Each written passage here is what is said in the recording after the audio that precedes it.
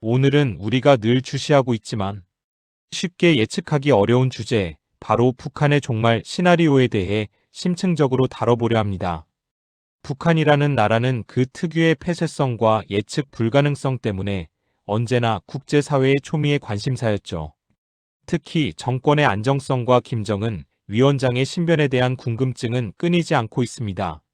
오늘은 여러 전문가들의 분석과 다양한 가설을 바탕으로 북한이 맞이할 수 있는 세 가지 종말 시나리오를 구체적으로 살펴보겠습니다.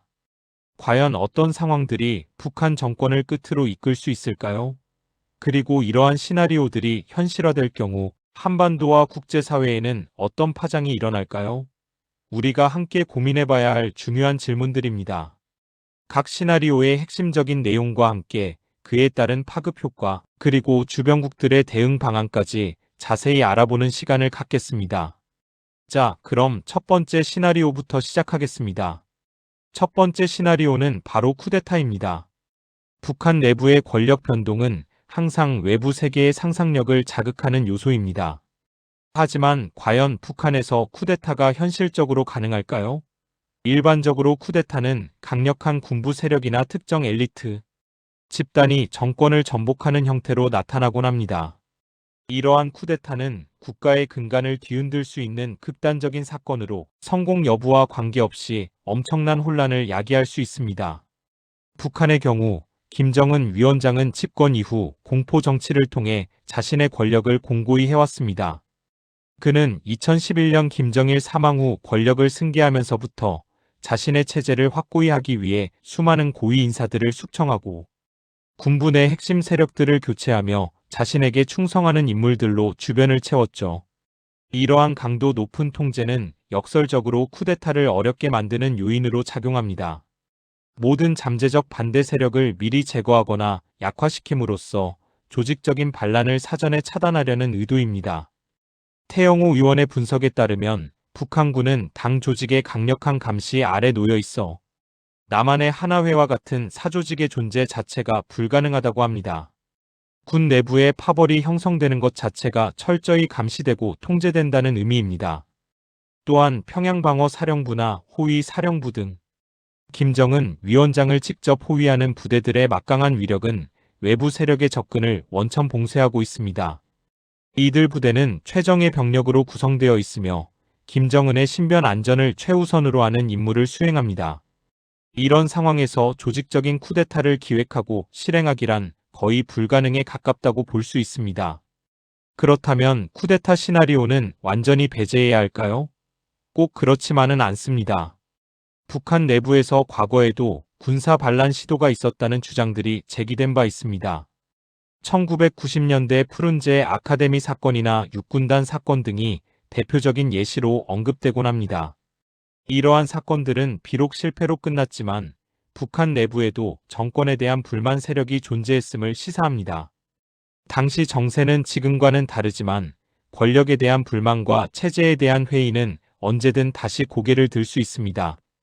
최근에는 북한 주민들 사이에서 김정은 일가와 당 정책에 대한 불만이 조금씩 표출되고 있다는 분석도 있습니다. 특히 시장 경제에 익숙한 장마당 세대를 중심으로 이러한 불만이 커지고 있다는 것이죠. 이들은 외부 정보에 대한 접근성이 높아 체제의 모순을 더 잘 인지하고 있으며 체제에 대한 충성심이 기성세대보다 약할 수 있습니다.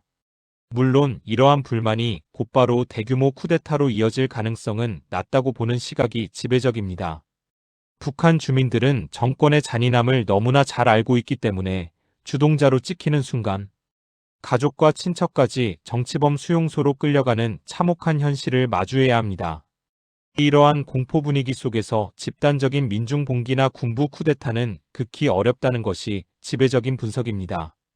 탈북민 출신인 이일규 전 쿠바 북한 대사관 참사 역시 4대 세습에 대한 반발이 있겠지만 김정은이 공포 정치로 억압 수위를 높이고 있어 쿠데타 가능성은 낮다고 분석했습니다. 하지만 예상치 못한 내부 요인, 예를 들어 핵심 권력층 내의 심각한 갈등이나 외부의 강력한 압박이 복합적으로 작용한다면 작은 균열이 큰 파열로 이어질 가능성도 배제할 수는 없을 것입니다. 북한 봉영식 교수는 북한 붕괴 시나리오를 7단계로 나누었는데 현재 북한이 4단계를 충족하고 5단계 주민 조직 저항에 접근 중이라고 분석한 바 있습니다. 이런 잠재적 저항 세력이 어떤 계기로든 조직화될 가능성은 항상 존재합니다. 만약 쿠데타가 성공하여 정권이 교체된다면 그 후에는 어떤 상황이 벌어질까요?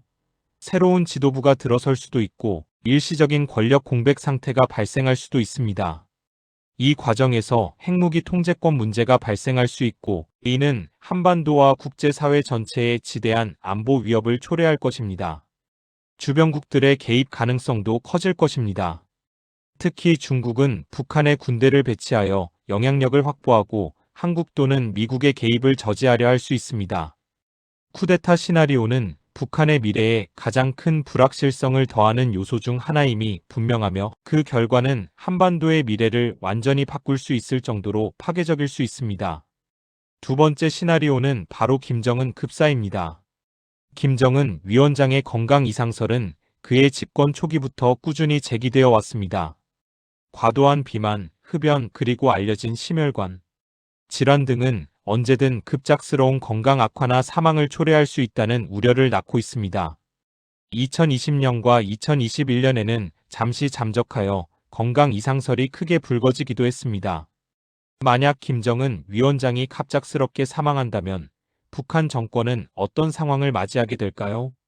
가장 먼저 예상할 수 있는 것은 바로 권력 승계의 불확실성입니다.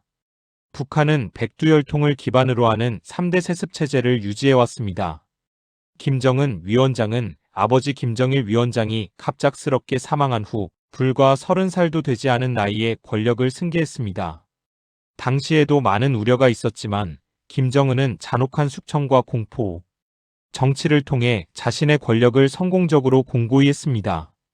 김정은 체제는 김정일 사망 이후 10년이 넘는 기간 동안 지속되었고 그 과정에서 북한의 핵무력은 더욱 고도화되었습니다. 하지만 지금은 상황이 다를 수 있습니다. 김정은 위원장에게는 아직 어린 자녀들이 있고 이들이 최고 지도자가 되기에는 나이가 너무 어립니다. 김여정 노동당 부부장이 유력한 후계자로 거론되기도 하지만 그녀가 북한의 남성 중심 사회에서 최고 권력을 장악하고 안정적으로 통치할 수 있을지에 대한 회의적인 시각도 존재합니다.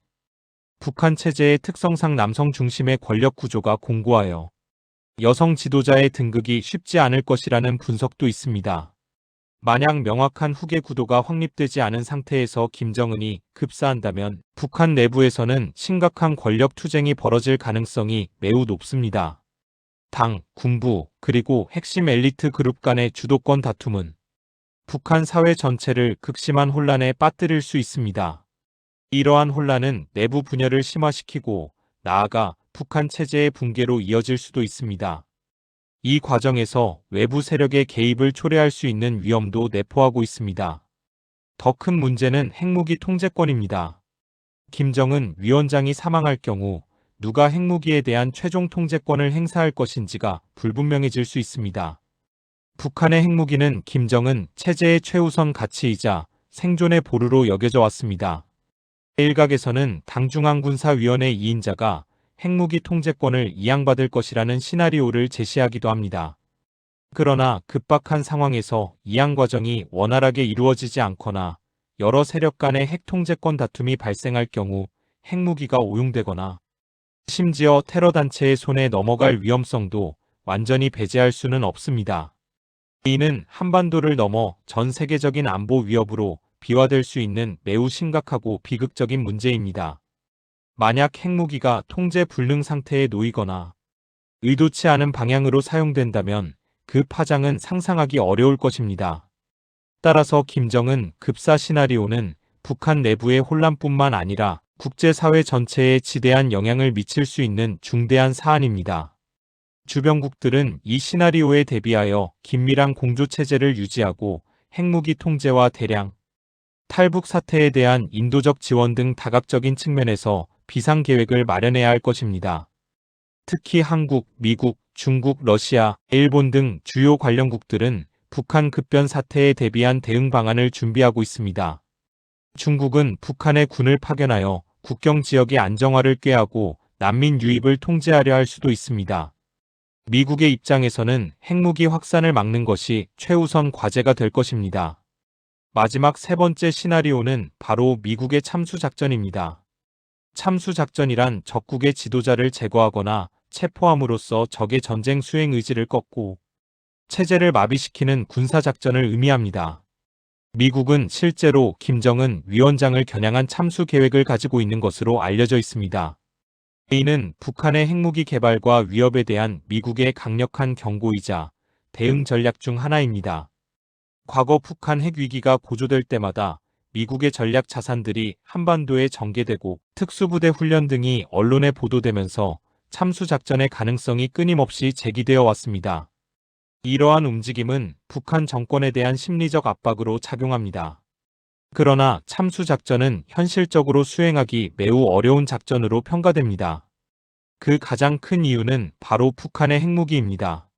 미국이 김정은 위원장을 제거하는 데 성공한다고 하더라도 북한 2인자가 핵무기로 미국 본토나 동맹국을 공격할 수 있다는 위협 때문에 미국은 쉽사리 참수작전을 감행하기 어렵습니다. 이는 상호 확증 파괴 원리에 기반한 것으로 미국의 군사적 우위에도 불구하고 핵무기가 개입되면 그 결과는 예측 불가능해집니다. 2019년에 미국 특수부대가 통신 도청 장치 설치를 위해 북한에 침투했다가 민간인에게 발각되어 사살하고 퇴각했다는 사례가 보고되기도 했습니다. 이처럼 북한은 김정은 위원장의 신병 경호를 극도로 강화하고 있으며 미국의 어떠한 시도에도 강력하게 반발할 것입니다. 김정은은 자신의 안전을 최우선으로 삼고 있으며 이를 위해 평양방어사령부 등 최정예 부대를 운용하고 있습니다. 또한 북한은 미국의 참수작전에 대비하여 지하 벙커와 이동식, 미사일 발사대 등 다양한 방어 및 보복수단을 마련해 놓았을 것으로 추정됩니다. 만약 미국이 참수작전을 강행하고 김정은 위원장 제거에 성공한다면 북한은 즉각적인 핵보복을 감행할 가능성이 매우 높습니다. 김여정 부부장 등 북한의 핵심 인물들은 핵공격을 위협하며 보복에 나설 수 있다고 공언한 바 있습니다. 이는 한반도 전체를 핵전쟁의 위기로 몰아넣을 수 있는 매우 위험천만한 시나리오입니다. 대량 살상 무기의 사용은 인류에게 돌이킬 수 없는 피해를 줄 것이며 그 누구도 원하지 않는 결과로 이어질 것입니다. 따라서 많은 전문가들은 북한의 핵무기 때문에 베네수엘라의 마두로, 체포와 같은 방식의 참수작전은 북한에 적용하기 어려울 것이라고 분석합니다. 참수작전은 성공하더라도 그 이후의 파장이 너무나 크고 예측 불가능하기 때문에 미국으로서도 신중하게 접근할 수밖에 없는 카드인 것입니다. 미국의 일방적인 군사행동은 자칫 대규모 전쟁으로 비화될 수 있으며 동북아시아 전체의 안보 지형을 뒤흔들 수 있습니다. 결국 참수작전은 북한의 도발에 대한 최후의 수단으로 고려될 수 있지만 현실적으로는 핵무기라는 강력한 제약 요인 때문에 실행되기 어려운 시나리오라고 볼 수 있습니다. 다만 미국은 북한의 핵 고도화를 지속적으로 경고하며 북한을 불량 국가로 지칭하는 등 압박 수위를 높이고 있습니다. 북한 역시 핵과 미사일 개발을 자신들의 정당성을 확보하는 수단으로 활용하며 강대강 대치를 이어가고 있습니다. 이러한 긴장 상태는 한반도의 불안정성을 고조시키는 주된 요인이 됩니다. 지금까지 북한 종말 시나리오 3가지를 자세히 살펴보았습니다. 쿠데타, 김정은 급사, 그리고 미국의 참수작전. 이 3가지 시나리오는 모두 북한 정권의 운명을 결정지을 수 있는 중요한 변수들입니다. 물론 이러한 시나리오들이 언제 어떻게 현실화될지는 아무도 단정할 수 없습니다. 예측 불가능한 변수들이 너무나 많기 때문입니다. 하지만 중요한 것은 우리가 이러한 가능성들을 인지하고 각 시나리오에 따른 파급 효과와 국제사회의 대응 방안을 미리 고민해야 한다는 점입니다. 북한의 급변 사태는 단순히 북한만의 문제가 아니라 한반도 평화와 국제안보에 직결되는 매우 중요한 사안이기 때문입니다. 이러한 급변 사태는 외부 지원 부족, 경제난, 권력투쟁, 민중 봉기 등 다양한 요인들이 복합적으로 작용하여 북한의 붕괴를 초래할 수 있다는 점도 명심해야 합니다. 봉영식 교수의 7단계 붕괴 시나리오에서 현재 북한이 5단계에 접근 중이라는 분석은 이러한 복합적인 요인들이 이미 상당 부분 축적되었음을 시사합니다. 2016년 작성된 보고서에 따르면 북한 급변 사태는 경제난 심화, 인권 악화, 핵무기 통제 문제, 내전 발발, 권력 투쟁 격화 등 다양한 문제들을 야기할 수 있다고 합니다. 이러한 문제들은 대량 탈북 사태로 이어질 수 있으며 이는 주변국들에게 막대한 인도적, 사회적, 경제적 부담으로 작용할 것입니다. 우리는 이 모든 가능성에 대비하며 한반도의 평화와 안정을 위한 지혜로운 해법을 모색해야 할 것입니다. 단순히 북한의 붕괴를 기다리기보다는 붕괴 과정에서 발생할 수 있는 최악의 상황들을 예방하고 관리하기 위한 선제적인 노력과 국제 공조가 필수적입니다. 이러한 노력에는 외교적 해결 노력, 비상계획 수립, 인도적 지원 준비, 그리고 안보 협력 강화 등이 포함될 것입니다. 오늘 이 시간을 통해 북한의 미래에 대한 여러분의 이해가 조금이나마 깊어졌기를 바랍니다. 북한 문제는 복잡하고 다층적이어서 단 하나의 해답을 찾기 어렵습니다. 하지만 지속적인 관심과 분석을 통해 더 나은 미래를 향한 길을 찾아나갈 수 있을 것이라고 믿습니다. 다음 시간에는 또 다른 흥미로운 주제로 찾아뵙겠습니다. 감사합니다. 공감하 가시면 구독과 좋아요 부탁드립니다.